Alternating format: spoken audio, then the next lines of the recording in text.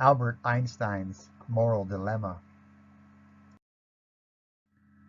Albert Einstein was born in Ulm in the Kingdom of Württemberg in the German Empire on March 14, 1879.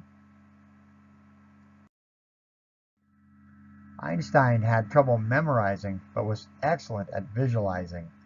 Young Einstein's ability to systemize was far greater than his ability to empathize.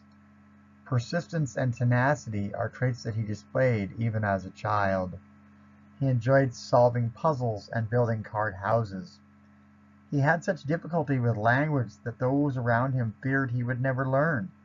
As for his slow verbal development, he came to believe that it allowed him to observe with wonder the everyday phenomena that others took for granted. As a boy, Einstein received a compass for a gift. He was fascinated by the invisible forces that made it work. He began to ponder magnetic forces, gravity, space, and time. He wondered if they could be explained by mathematics. It's a myth that Einstein failed math in school. He excelled in math and by age 14 had mastered calculus. He was able to solve complex equations and often spend days working a single equation. Many scholars and scientists scoffed at Einstein's theories, claiming that they were too radical and far-fetched. Einstein, true to his nature, ignored his critics and focused on his ideas.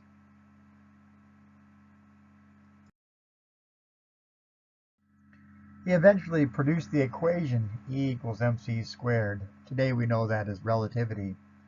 Relativity shows the relativity between energy, mass, and light speed.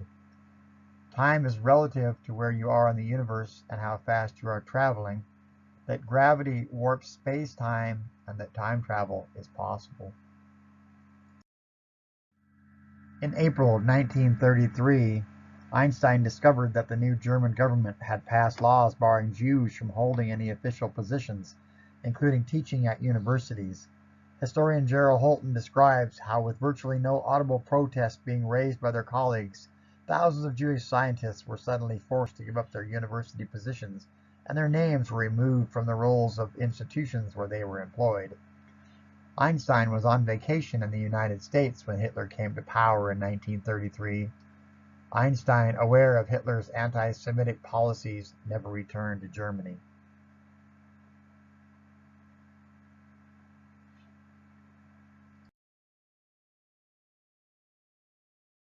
As always, had concepts and spatial pictures in his head.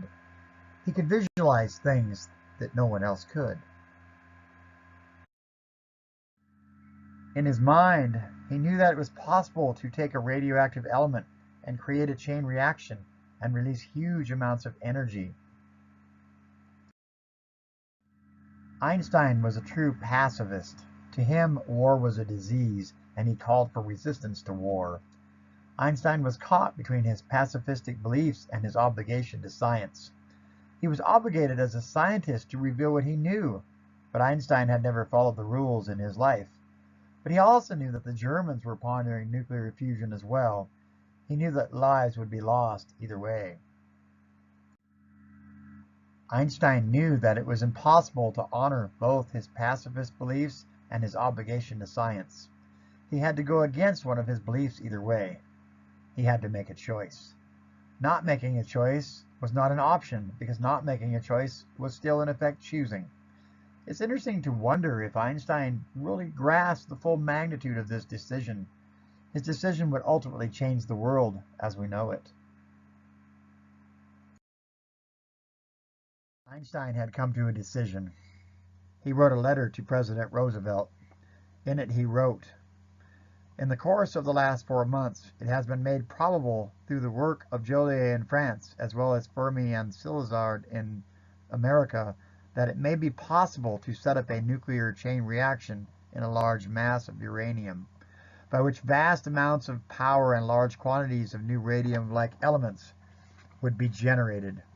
Now it appears almost certain that this could be achieved in the immediate future." This new phenomenon would also lead to the construction of bombs, he wrote, and it is conceivable, though much less certain, that extremely powerful bombs of this type may thus be constructed. A single bomb of this type carried by boat and exploded in a port might very well destroy the whole port together with some of the surrounding territory. However, such bombs might very well prove too heavy for air transportation. By signing the letter to Roosevelt, Einstein went against his pacifistic principles. It was a decision that he would wrestle with to the very end of his life. In 1954, a year before his death, Einstein said to his old friend Linus Pauling, "I made one great mistake in my life when I signed the letter to President Roosevelt recommending that atom bombs be made. But there was some justification, the danger that the Germans would make them." So in the end, Einstein could never fully come to grips with the fact that he had helped cause so many deaths, but he recognized that it was the lesser of two evils. Most people today agree that he made the correct decision. After all, had he chosen to remain silent, we might all be speaking German today, assuming that we were deemed Aryan enough to not be sent to the gas chambers. When Einstein was asked what is the secret to his success, he simply answered, "Imagination is more important than knowledge."